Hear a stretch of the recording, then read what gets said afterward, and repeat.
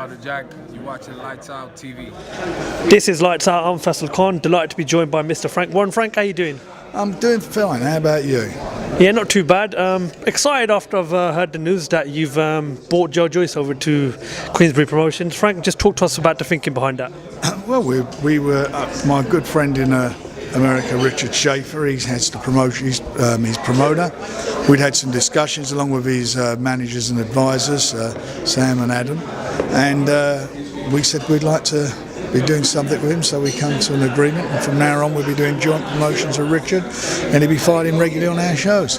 And we understand that he'll make his Queensbury promotion on the undercard of Billy Joe Saunders versus Shafat Sufi in Stevenage. He will do, and provided he comes through that fight okay, his next fight will be at our O2 show on the 13th of July.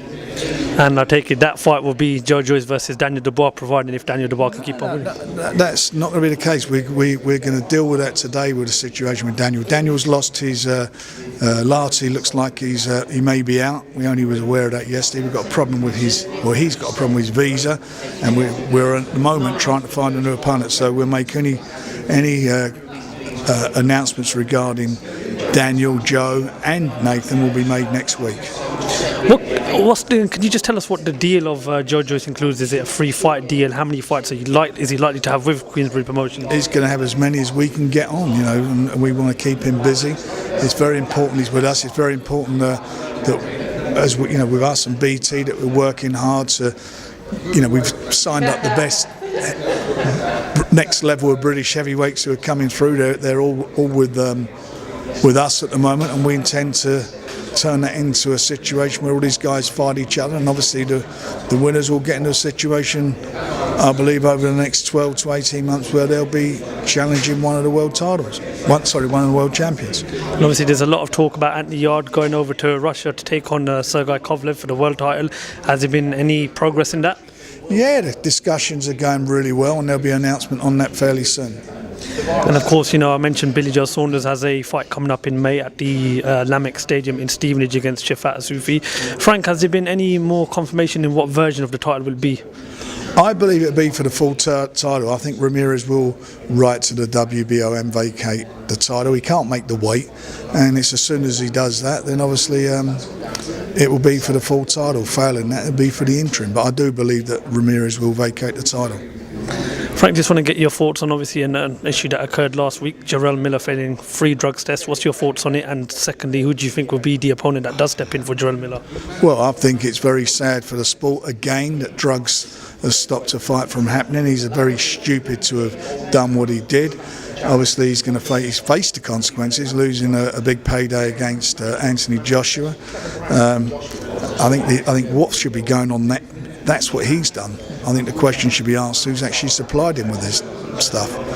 And who was aware that he was taking them? It's unfair to the public. People from the UK bought tickets to travel out there and so forth, and it's very unprofessional and dangerous that yet another fighter's done this. So the bottom line is that it's out, and they're looking for another opponent now.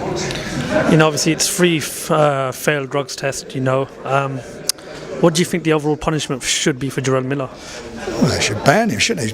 He's got previous for it, isn't it? It's not the first time it's happened. He's got previous form for it. So, Frank, when you say ban him, how long do you think he should be banned for? Well, I think if you want to eradicate drug taking from any sport, there's only one way to do it. The people who get caught taking drugs, you ban them for good. That's the only way you're going to eradicate it. It's just happening. It's continuously happening. So I think you've got to look at more.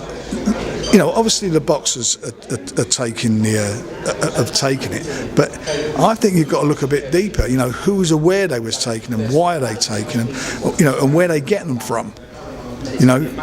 Are the people involved with the boxers, are they aware that they're doing, or are these boxers slipping off and taking them on their own? I don't know whether that's the case, and I don't believe that.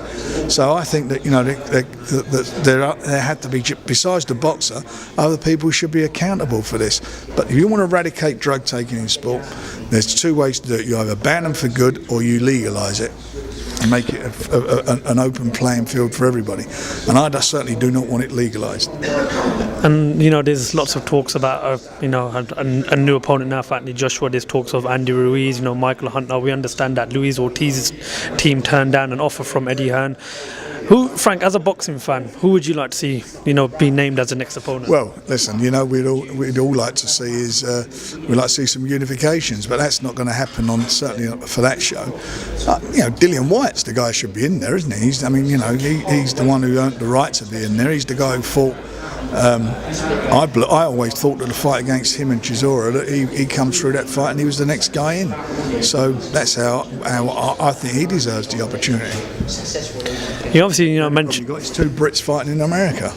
Yeah, it doesn't really make sense, does it, at all? But you obviously mentioned unification fights, and the big fights everybody wants to see are the likes of Wilder, Tyson Fury and Anthony Joshua. You've got Fury, who takes on Thomas Schwartz in a few weeks, and you've got Dominic Breazeale taking on Deontay Wilder. Will the outcome of them two fights, the winner of them two fights, likely face each other in Tyson Fury and we'll see what happens it'll all pan out. It will all pan out, and I think. I hope by the I was hoping that one of them certainly the fight with